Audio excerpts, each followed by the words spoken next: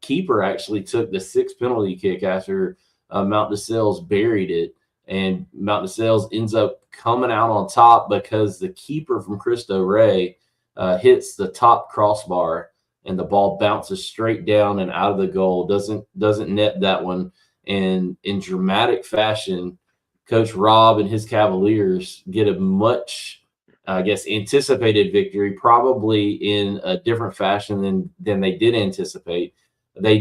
You do have to mention they were without one of their better players, although Cristo Rey had quite a few players that were down as well, and they had some go down during the game. They were just a scrappy bunch, and I'll say this, just talking a little bit about Strong Rock in baseball. Cristo Rey in soccer and Strong Rock in baseball have a lot of similar qualities, just very scrappy, very hard to put away. And Mount DeSales, fortunately, they move on, but they've got to travel over to Columbus. They take on the Brookstone Cougars, who are the 2 seed. So if they want to advance to a state championship at Stratford next week, they've got to defeat the Cougars over on the Cougars' home turf in Columbus, and that should be an outstanding matchup. I know Coach Rob is hoping that he'll get some healthy players back, and they can make a run there to in the Final Four and get to the state championship game. But what a night that was. The fans on the field at the end, that's always fun to finish your season with a victory at your home turf, and that's the last game there at Cavalier Fields for the year. So what a way to finish there for Coach Rob. Yeah, and let's circle back a little bit to the Eagles in Stratford. Stratford boys, Coach Ian Jones, had to go and play a tough road match this week at Brookstone. Weren't able to get the job done, so they are currently out. Stratford girls, however, have been on a incredible roll, and they're playing Pacelli this week, as Pacelli just won 10-0 tonight, Brett, against the 5 seed. So what a game that was on Georgia Alabama Sports Live. It's going to be Stratford Pacelli girls this week in the semis. So that'll be a good one to watch.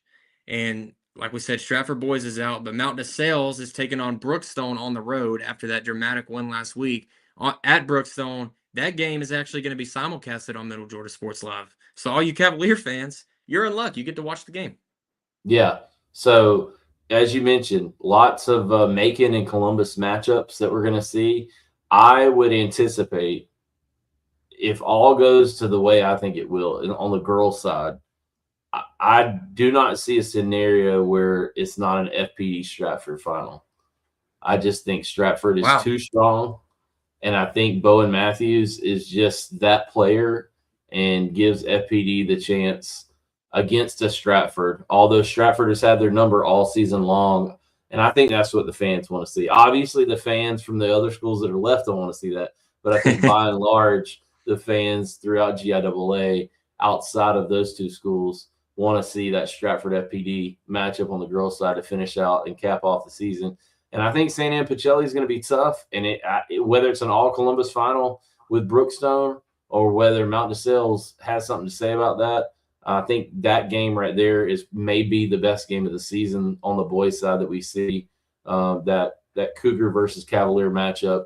I can't wait to see how that one plays out on Georgia Alabama Sports Live, and hopefully the Cavaliers bring one back home, and the Middle Georgia Sports Live community gets a little bit of bragging rights on the Georgia Alabama Sports Live community. But we'll see how things pan out. Look at that, Brett. We can have Mount DeSales boys in the championship, and we can have FPD versus Stratford girls in the championship. How crazy would that be on the soccer side, man? Yeah, that'd be great. And obviously, we're coming off a big week. We had the Bibspies with the Macon Bibb County schools. It would be great to cap off on the GIAA side with those schools in the championships, and then also potentially have who knows, you could have an FPD Stratford state championship in baseball. That would be down in Statesboro, but that could be an all Macon final as well. So we could have all Macon finals around the board. Middle Georgia Sports Live is going global. Yeah, that could be that's definitely within the realm of possibility. So we'll keep our eyes and our finger to the pulse there.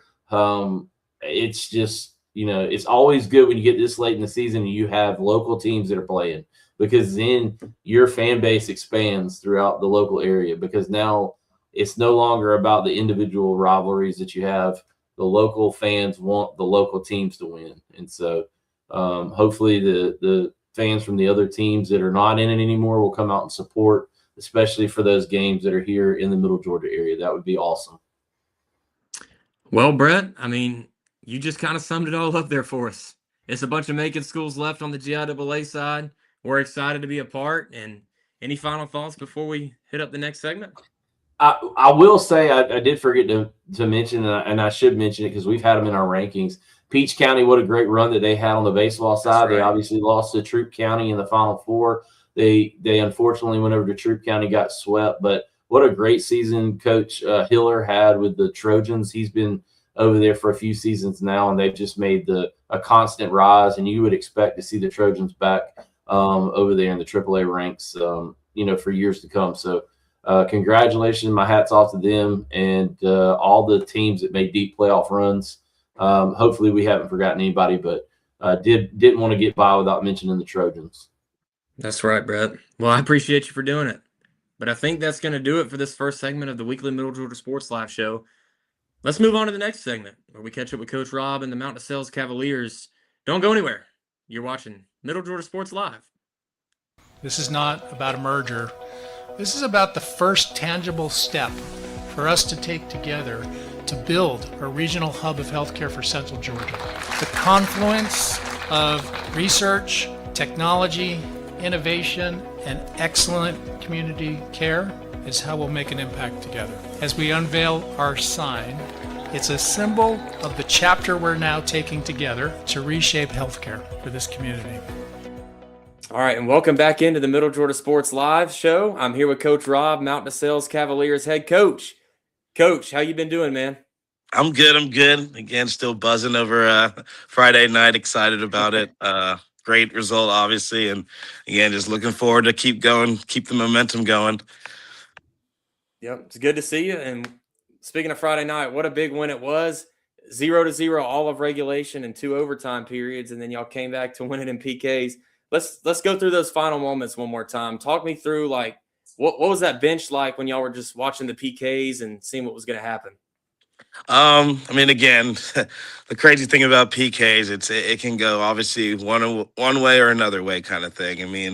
I think it was the right result, but at the same time, PKs can, be harsh where, not always the better team wins. So, like I stated, the cool, calm, collected side usually gets the job done. The way I picked, the lineup or who was going to go take PKs, we try and practice those at least, again, once or twice a week in practice. And I felt really strong with the 5 I selected. At that point, it's up to them, to put the ball in the back of the net. And that's even something we spoke about as far as, hey, already have where you want to put it, stick to it, don't change your mind. And again, the rest took care of itself. Yep, practice makes perfect. Let's talk about regulation a little bit. 0-0 and then 2 overtimes. How do you stay defensively locked in for that long to not let up any goals? I think honestly, all year our defensive effort has been probably our best quality. We've conceded very few goals. To me, I guess it clearly looked like we haven't played in 2 weeks in the sense of just having the bye. Kind of, not lackadaisical, but we lacked a little bit of that finishing intensity. Defensively, again, we were sound, didn't concede a goal. I don't remember the first half having to take any goal kicks, so I thought that was good. But then, they definitely put the pressure on us in the second half. But, I have a pretty solid back line. Alex Roseborough going off to play at Clayton State. Bennett Griffin, again, he's been very consistent and solid for me. Aiden Roquet, and then Lewis Klein. Those are just, again, have been the solid 4 throughout the year. We've had some other guys step up and rotate through. Liam Frawley, Peyton Jones. I just think, again, it was one of those nights where everybody had to play their role, regardless of if it was a significant one or, a major one. It was a collaborative effort. Yeah. Talk about, I know y'all had between the overtime periods and going into PKs, y'all had there was a few minutes, 5 minutes or so, to kind of talk things over as a team. What was the message going into PKs there? To simply put it, we wanted to practice on Monday. That was literally what we were saying. It's, we have two options. We're either practicing on Monday or we're having a banquet next week. And so I'm glad they chose practice on Monday to continue, the season going. And again, it's probably the elephant in the room. Missing Landon Frawley, our goal scorer, just having him on the bench, also encouraging the guys, putting in that belief in them. I think that was major as well. So, again, like I said earlier, it's a collaborative effort that everybody showed. Whatever part they were playing Friday, they truly stepped up. Well, Coach, let's talk about. You mentioned a lot of those big players that played a big role Friday night. Obviously, Landon Frawley is a name that we've heard all year. Bryce with some huge saves all year, especially the other night. Talk about maybe some of those other clutch players. Make sure you don't leave anybody out. That would be bad. Again, our number 10, Ricardo, he's from Italy. He has been probably, again, I would say my most consistent player as far as just doing the small things. Probably our, heart of our whole engine and everything like that. But, and again, Kadashe had very big moments, just kind of, I guess, showed a little bit of his youth in the sense of just not being able to slot it in. But, he worked his tail off. Jack Bearden was another one that had a lot of energy. Another senior, I'm blanking a little bit here. Sorry. Josh Beal. Again, a lot of energy. I loved how he just came off, or I guess he was quote unquote the replacement for Landon as far as who was playing up top. Showed a lot of good hustle. And then again, we had a young midfield with Yassar Mendoza, who's only a freshman, and then Henry Fedellini, a sophomore, really relying on the younger guys in the middle of the park, which is a very important, part of the game. So trusting them to hold it down, make sure they're keeping, I guess, the pace of the game the way we wanted it, dictating it with our possession. Again, to me, I have a very talented squad, and it's just one of those things where I'm also blessed with them wanting to work hard and achieve something. So not just relying on the talents, but also having the work rate to back it up. That's awesome, Coach. You talk about having a lot of those strong seniors, but you also have a lot of talented players on the younger side, and you're able to blend those together and see who's able to work and get the job done. You seem pretty excited about this group. And you talked about the other day, you've been with a lot of these guys since the 6th grade. Let's talk about what makes this group in particular so special. That's the crazy thing. Again, in the coaching industry, you'll have, players you meet are very young and you don't know the impact that they'll have on you. Landon Frawley, I've been coaching him since he was 8 years old in travel soccer. So it's just, Wow. Again, very awesome to have him step up his senior year and do what he's been doing. Again, a lot of the seniors, Alex Roseborough, Aiden Roque, Jack Bearden, Bennett Griffin, they were all in the middle school team years ago, and I guess it would have been their 8th grade year. They went undefeated, tied Stratford 2 different times, and I remember when their season ended, they were like, yeah, we're going to get it. We're going to do it, and they had a rough start as far as the high school career going, not getting too many minutes their freshman year, but to see the, development, to see them again each year come in, take bigger roles. I just think, again, it's one of those things where beginning of the season, you write out your goals, you speak about what you want to accomplish. And one of the main things we wanted to do was win our region. And for us to be able to accomplish that was a major deal for us, just in the sense of doing what we said we wanted to do. And so now here we are, I guess, Final Four. 2 wins away from doing another goal. It's just awesome to, again, be in the position where, hey, at this point, it's all in our hands. So, again, bring it, show the best version, and the rest should take care of itself, That's awesome. Y'all are excited, and it sounds like they want some hardware to go with it, Coach. So let's talk about what's next. All right, go ahead. Sorry.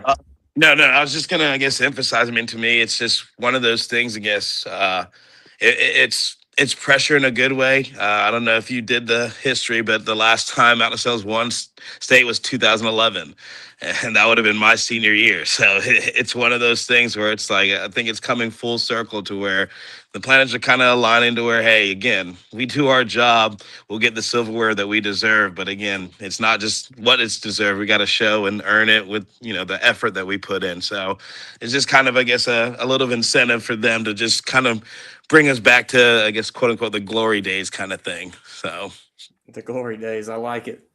So putting Mountain DeSales back on this stage for the first time since 2011, y'all have the opportunity to do it. What does that mean for you? I know you kind of already talked about it, being your senior year, but also the seniors that you have now and working towards that goal. What does it mean for them? I mean, to me, it means a lot just because, I mean, sometimes I guess as a coach, you can see yourself through a lot of your players, see your, I guess, teammates that you played with through a lot of them. And this group really reminds me of that group that was being able to be successful. Just the brotherhood, how they have each other's back. I mean, definitely brotherly love as far as, getting after each other, maybe a little banter at each other. But at the same time, it's nothing but love and respect. I think the upperclassmen have been great as far as just planting the seeds for the younger guys to, again, not only succeed this season, but to carry this on to where this is the norm kind of thing. And I just think it's been a great group to just kind of work with because, again, the spectrum as far as what they contribute to the overall wins. I mean, it ranges from, again, just simply making sure water is filled, on the bench, but then also, again, scoring the game winner. It's like everything is important as far as the whole machine running correctly. So I just love the fact that everyone's understood their role, played it well, and then just put the team first kind of thing rather than just the individual approach to things. Well, Coach, you got 2 more games, and then you could call yourself a champion. But that first game is a road semifinal game at Brookstone. I know the rankings kind of shifted around at the end of the season and moved y'all down a couple slots, and now you got to go on the road. And we talked about that the other day, but let's kind of talk about it a little bit more. With such a I guess, difficult environment playing on the road, how do you balance trying to enjoy these last few moments with this group, but also preparing for that next battle?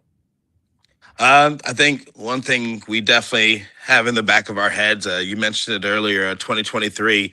It's crazy because we played Cristo Rey in the quarterfinals, won in PKs, and then we had to go to Columbus to play Pacelli, and we ended up coming short. So it's kind of like a full circle thing where it's like, okay, here we are, beat Cristo Rey in PKs, heading down to Columbus.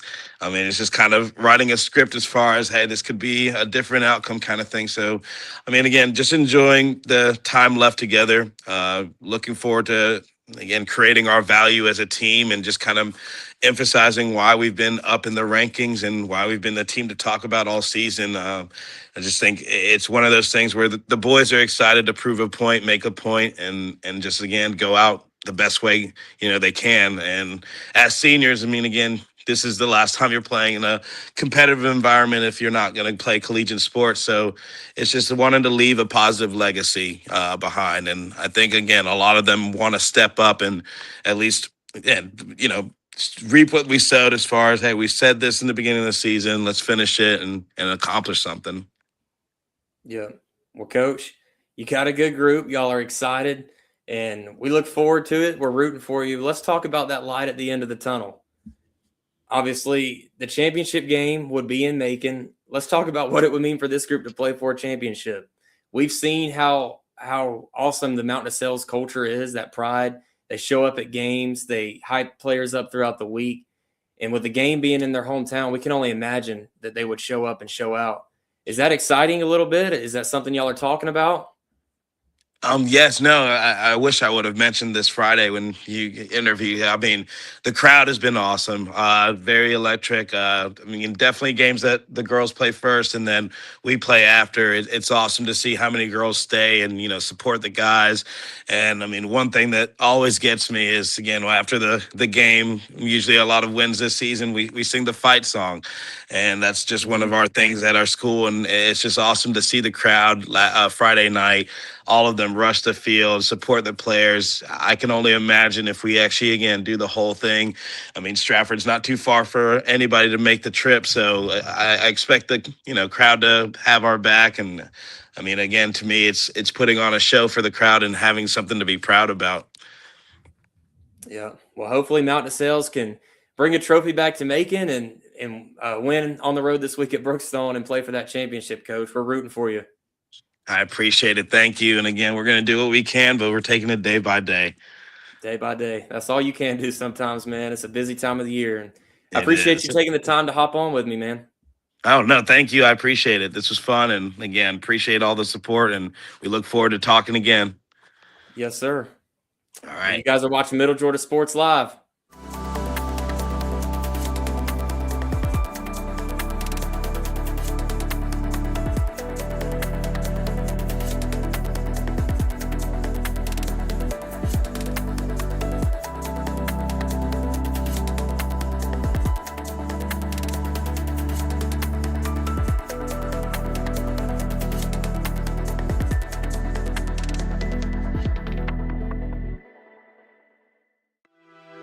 And welcome back to the Middle Georgia Sports Live show. We got a quick treat for you as we wanted to bring back one of our favorites back onto the stage and talk a little bit about one of our favorite topics here, track and field. So Trent Jackson, I'd like to welcome you in. Trent, I know we had some big time track stuff going on in the past week. GHSA had some track championships last week, Monday through the weekend. Give us a rundown on some of maybe the local area folks that did well, and what were some of those results that we saw from that state track meet there. Yeah, Brett, we do have some state champions tonight, both on the team side and individually, that we have to acknowledge. And first, I'm going to start out. I know they're not technically in our coverage area, but Bleckley County swept both the guys and girls single A public school division for the GHSA track and field championship. And so I'm not even going to go into detail about how many times they've done that as a program, both guys and girls, but just to see that once for your school, in high school especially, is very rare. It's not common, and I gotta tip the old hat off to them there in Bleckley County over there. They have a great program both in cross country and track and field. But gonna start with the Macon Bibb County area. So the Northeast boys track team actually finished 8th overall as a team at the GHSA state championship meet for track and field, and they were led by a second place finish by Jacory Sherman in the 400 meter. He ran a time of 49 seconds, which is very good and very competitive. And then his teammate wasn't too far behind him in 6th, and his teammate Jordan Wiggins also got 3rd in the triple jump. And then their relay teams in the 4x2 and 4x4 got 5th and 3rd in that order. And then moving on to the West Side making their girls team had a very great showing by Jordan Ballou in the shot put, getting 6th place, and then their boys team had a 1st and 2nd place performance by Anthony Horton in the discus and shot put, and that was good enough to propel them to a 12th place team finish. So way to go, Macon! Y'all representing the 478 well. And now I'm gonna briefly go over the Houston County schools that competed. So far the only ones I have are Hoko, Veterans, and Warner Robins, really, Brett. But I'm gonna start with your alma mater, Hoko, first. Their girls' side was led by Adriana Haynes in the 100-meter hurdles. She got 5th. Kendall Carswell, she got 3rd in the discus.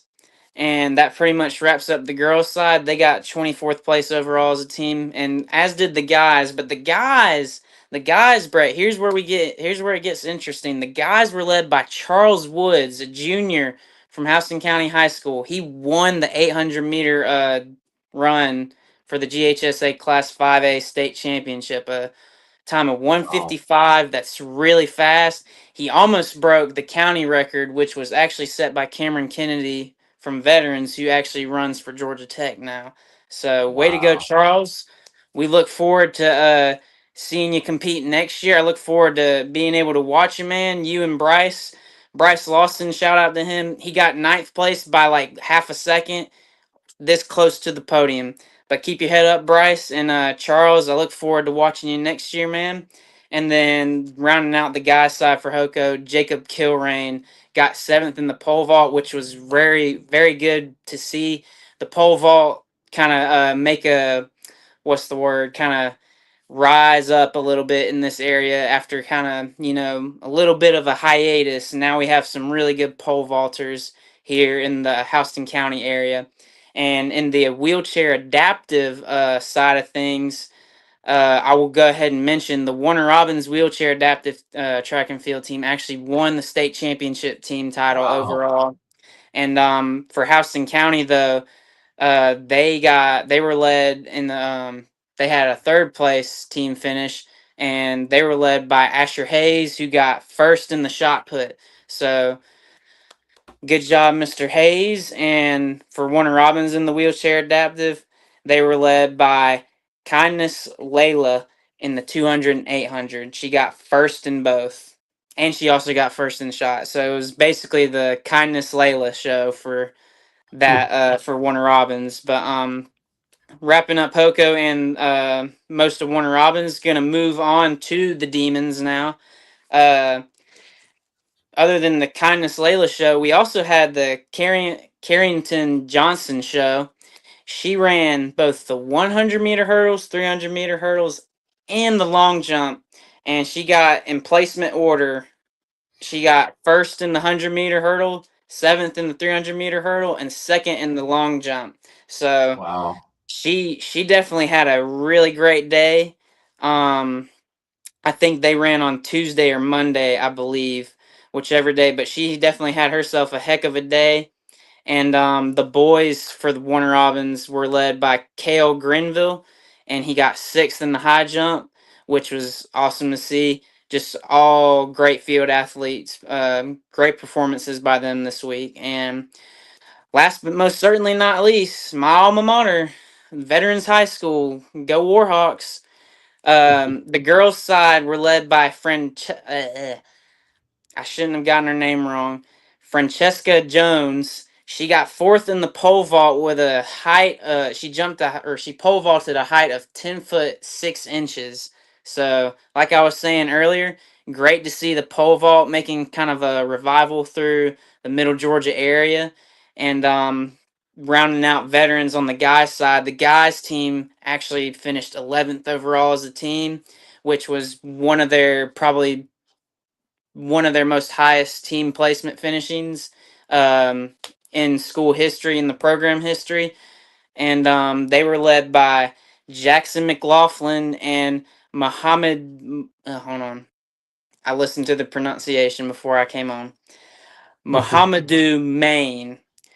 Jackson got third and fourth in the 16 and 3200 with both PRing. He ran a 411 in the 16 and he ran a 917 in the 3200. Both PRs for him over, I think both of them were over 5 second PRs. And then Muhammadu jumped 6'6" to take home gold in the high jump. So I know Coach LaRon Scott at Veterans and Coach Mack definitely too. We're both happy about that performance from him and also Jackson. But shout out to Coach Scott and Coach Mack. Miss Coach Mack, he was still there whenever I was there. But shout out to them. They're doing great things at with that program there at Veterans for track and field. And shout out to Jackson. He just recently signed with the University of North Florida. I know he's going to go on to do great things there. University of North Florida is very well known for their 1500-meter runners. They had really fast times when I was at West Georgia up in Carrollton whenever we'd run against them. But I wish Jackson McLaughlin the best of luck out there. Also, Ryan Judy, he's going to stay home and run at Mercer. So I look forward to watching both of their college careers, and I look forward to seeing where Muhammadu also goes. I actually don't know where he's going to school at, Brett, but hopefully I'll figure that out soon. But that pretty much, Brett, that pretty much wraps it up though here for GHSA track and field this season. It was a great season. A lot of first place finishes, a lot of podium finishes, and overall nothing to be ashamed of if you're any coach from the county. I know Coach Earp was definitely happy with his performances from his team. Had a lot of help this year from former athletes that graduated from Warner Robins who were also coached by him. So shout out to Coach Earp and Coach Trotter out there at Warner Robins and Coach Ivory. And Well, Trent, I yeah. really appreciate you coming on, man. Sounds like the county in Houston County, also Bibb County, all had some good individual showings. And then, as you mentioned, the adaptive wheelchair, those folks, especially the Warner Robins folks, seem like they excelled. I know that Houston County really has a good programming when it comes to adaptive sports. So that's always good to see that continuing on. And just appreciate you giving us a little bit of insight, man. And thanks for coming on yet again. And we'll have you on for some more stuff down the road, man. Absolutely. I appreciate it, Brett. Thank y'all for having me on. Absolutely. So we'll take a quick break and we'll come back and wrap things up with Braden Holder. You're watching the Middle Georgia Sports Live Show. This is not about a merger. This is about the first tangible step for us to take together to build a regional hub of healthcare for Central Georgia. The confluence of research, technology, innovation, and excellent community care is how we'll make an impact together. As we unveil our sign, it's a symbol of the chapter we're now taking together to reshape healthcare for this community. Welcome back to Middle Georgia Sports Live weekly show. I'd like to thank Trent Jackson for joining us here tonight, giving us a rundown of the state championships on the GHSA side in track and field. And Braden, it was a great track and field championship for the Middle Georgia area. We went through, talked a little bit about the Macon Bibb County schools, and then also you had some of the Houston County schools getting some individual accolades there, and also some high team rankings. So congratulations. But that kind of wraps us up for tonight, Braden. Great show, great content. Obviously, we had a great interview between you and Coach Rob from Mount DeSales, and then Trent Jackson coming on, and then we ran down what has happened so far in soccer and in baseball here in the local area. I know that you want to kind of give a shout out to the games that we're going to be covering here in the coming week, so folks know where to go and how to tune in. Trent Jackson's a great guy, isn't he, Brett? I mean, he can't figure out how to get that computer on, man. But what a guy, and what hair. That's all I got. We love having him on the show. He's a great track and field analyst. But let's talk about this week in Middle Georgia Sports Live. Thursday, it starts. Mount DeSales at Brookstone. It's a Georgia-Alabama Sports Live game that's going to be simulcasted on the Middle Georgia Sports Live Facebook and YouTube. So you can watch that game. That'll kick off at 6. And then we get to Friday. It's Athens Christian at FPD Baseball. It's 5 and 7:30 doubleheader.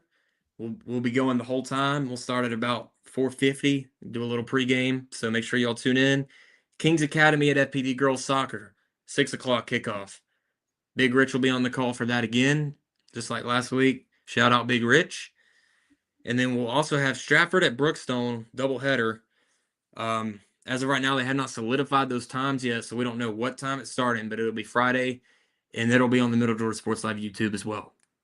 Yeah. So, Brett, we got a good slate. Yeah. I was just going to say we're anticipating those games being a little bit earlier, I think, because I don't think Brookstone has lights, so they have to kind of push things up more into the daytime. But as soon as we get those times and we can push that out, we'll keep everybody informed. And obviously, we'll have those games simulcasted that are over in Columbus with our partners over at Georgia-Alabama Sports Live. So great action here coming up on the weekend. And I can't wait to see what happens in that FPD Kings Academy soccer matchup. I'm telling you what, Bowen Matthews is much watched TV. Yeah, it's going to be fun, man. And they got a great team. And like I said, they've been on fire. They're hungry for a championship, and they're doing all they can to make these other teams get their money's worth and secure their spot in the finals. Absolutely. Well, I appreciate you giving the rundown there, Braden. It's going to be a great week of action here on Middle Georgia Sports Live and throughout the Middle Georgia area. And we just want to finish strong. So hopefully we get some a good group, maybe the maximum amount of teams in state championship matchups for the following week.